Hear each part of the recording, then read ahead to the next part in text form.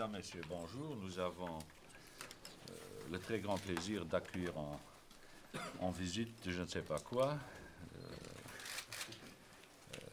mais surtout amical, le président du Conseil européen que j'avais eu l'occasion de voir le 21 décembre à Bruxelles. C'est donc la deuxième rencontre que M. Van Rompuy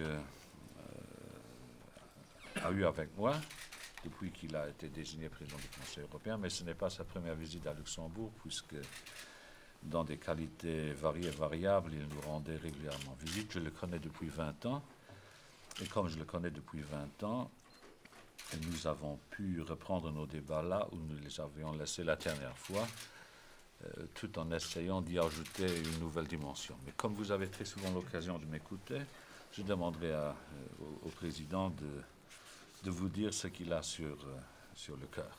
Herman, vas-y. Merci, Jean-Claude.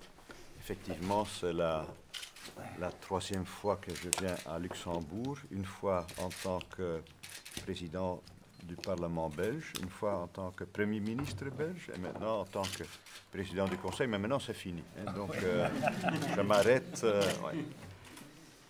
Et c'est la deuxième fois qu'on se voit depuis ma désignation, mon élection.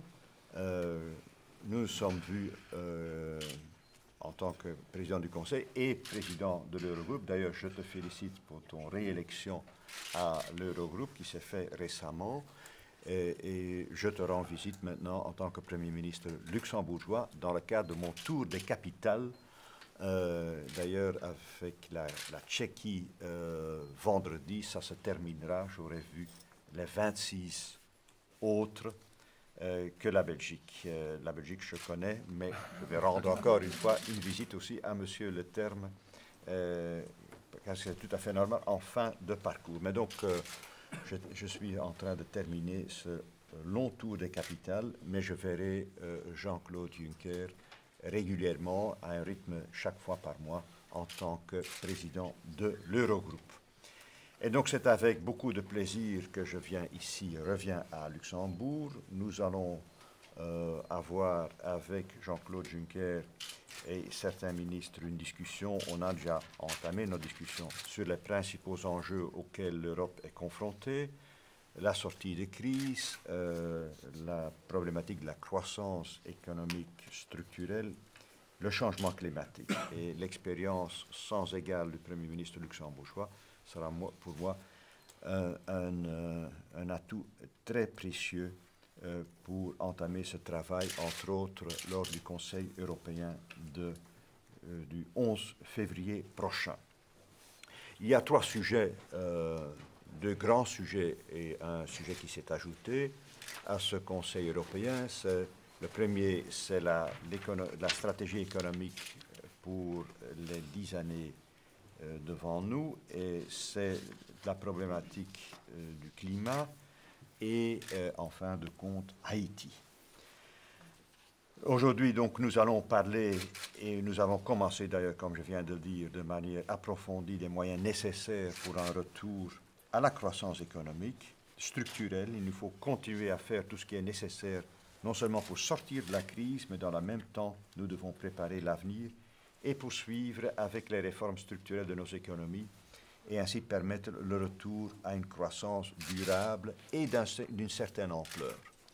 L'OCDE a prévu pour les années rebus sextantibus, si rien ne change, une croissance potentielle de 0,6% par an. C'est largement insuffisant pour financer notre modèle social, de défendre notre European Way of Life, et c'est insuffisant pour se défendre au niveau mondial. Et donc, on prépare, lors d'un premier conseil du 11 février, une nouvelle stratégie économique tout en tenant compte des acquis de l'ancien agenda, l'agenda de Lisbonne. On aura une toute première discussion en février, où il y aura une proposition de la Commission bien établie pour le Conseil du printemps en mars, et on finalisera le travail en juin. Mais donc la première étape est une étape importante. On parlera et de la gouvernance de la stratégie et du contenu de la stratégie elle-même. Le Conseil européen, les chefs d'État, les chefs de gouvernement veulent prendre eux-mêmes les choses en main, veulent être les pilotes de l'opération. Après la crise financière et économique, je crois qu'il y a pas mal d'arguments pour agir de sorte. Je compte travailler, comme je l'ai dit, de manière étroite avec le président de l'Eurogroupe sur la préparation de la nouvelle stratégie. En effet, l'Eurogroupe, on l'oublie souvent, travaille déjà de manière plus approfondie, plus coordonnée, et nous pouvons en tirer de leçons importantes. D'ailleurs, l'Eurogroupe a été reconnu en tant qu'institution, entre guillemets, dans le traité de Lisbonne.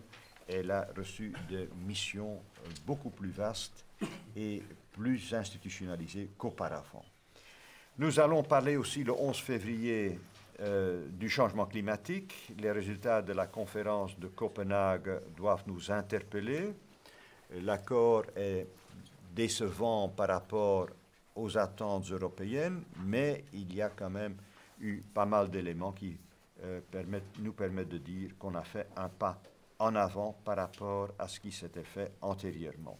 Mais nous avons à nous poser des questions difficiles sur la suite du processus.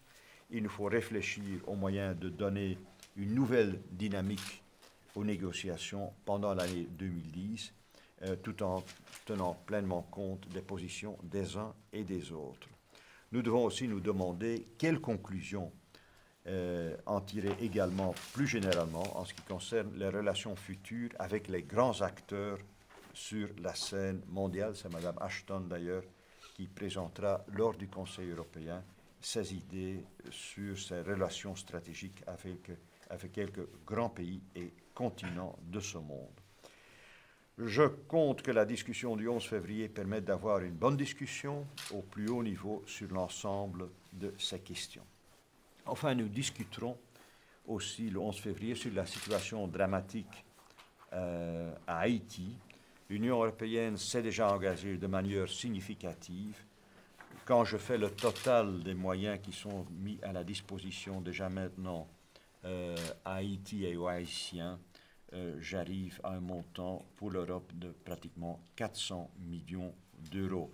Le Conseil de lundi dernier a par ailleurs décidé une contribution collective de l'Union européenne d'au moins 300 policiers à la mission de stabilisation des Nations Unies. Mais il faut réfléchir aussi, lors du Conseil européen, sur les formules plus structurelles européennes pour l'aide humanitaire. D'ailleurs, la présidence luxembourgeoise en 2005 a déjà travaillé là-dessus. On doit reprendre ces idées.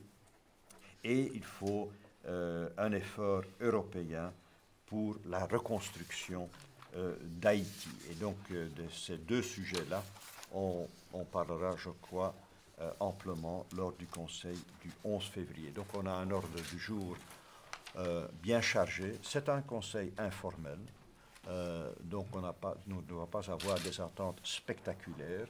Le prochain Conseil formel se réunira en mars et à ce moment-là, on sera plus loin dans le processus de la stratégie économique 2020 et on finalisera le volet économique, comme je viens de le dire, en juin, en fin de présidence espagnole.